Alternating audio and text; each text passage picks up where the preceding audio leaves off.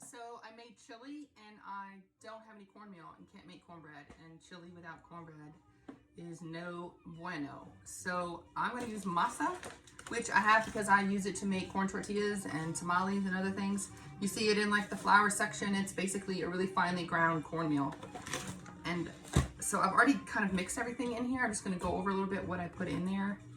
I have 1.5 cups of masa. Masa is gluten-free, but this recipe is not because it has 1/2 cup of all-purpose flour. You can try making it with all masa. I would think it would maybe be a little crummier than this recipe is, but I think that would be okay, especially if you have to be gluten-free. I've also got 2 tablespoons of baking powder in here. Now, if your baking powder has been sitting in your cabinet for like a fat minute, you need to throw that thing out and go get you some more baking powder because it does expire and it loses its oomph. I've also got 1 teaspoon of salt in here.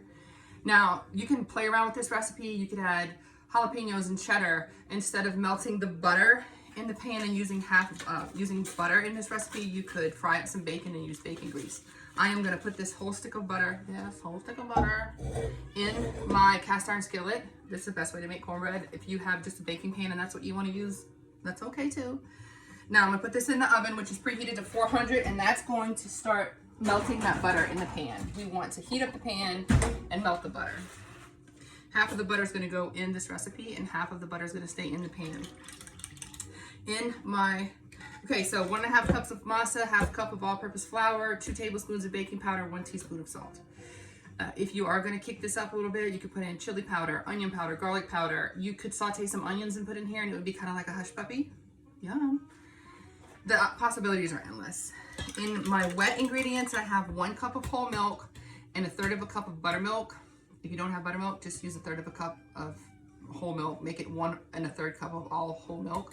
I have buttermilk on hand because I'm going to be making a buttermilk beet soup, a cold soup. I'll tell you all about that later.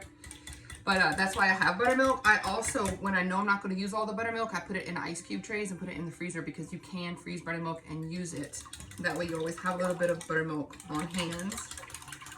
Whisk this up really well because you don't want chunks of egg.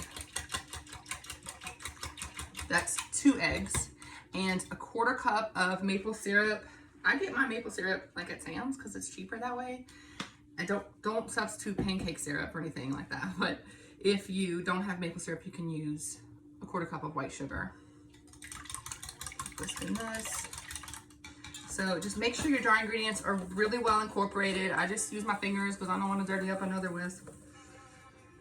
And then we're going to do our wet into our dry. Just going to do half of it. Stir it a little bit. Put the rest in there.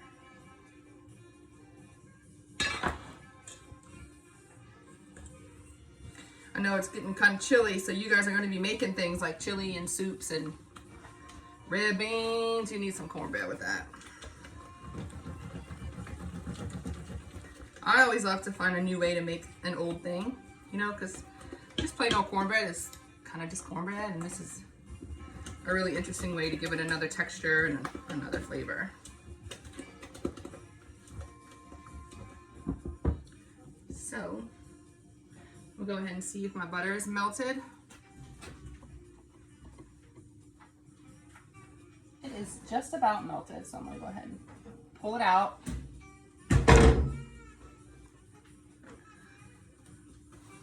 We'll stir it up a little bit because it's not quite melted. And we're gonna pour, like I said, half of this into the batter, and we're gonna leave the other half in the pan. And remember, this pan has been in the oven, so when you grab it to pour, make sure you grab it with a towel and not with your hand.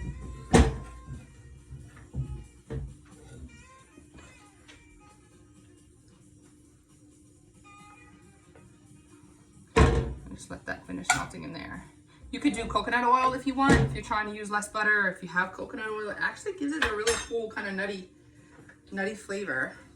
So I'm just gonna fold, and you can see already how thick that batter got, and that's okay. It's just that masa absorbing all that liquid. Fold it in that butter. Get this butter finish melting.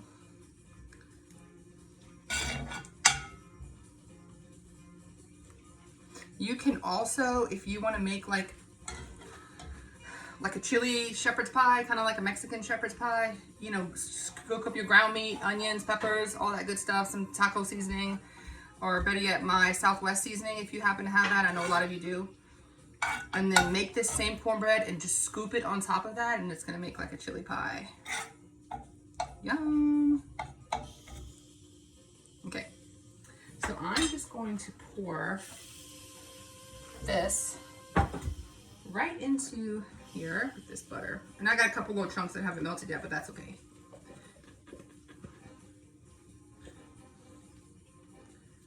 Just push that around. So what you're gonna have is like this kind of bumpy top, and that is gonna give you nice little crispy pieces on top. All right, like I said, the oven is at 400, and it's gonna go for 20 to 25 minutes. It depends kind of on your oven. So just check it at 20, and if you want it a little bit darker, just go a few minutes here and there, and that'll be fine. So I'm gonna put this one in. I've already got the one that came out.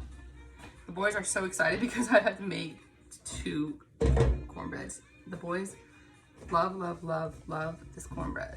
So here you see, it's just beautiful, and it's like it's a denser version of cornbread. I like it that way. And there you go, Masa Cornbread. Chili, red beans, soup, whatever. Get yourself some masa, make some cornbread, and keep that masa because we're going to be coming at you with some other things like some homemade tortillas and stuff like that.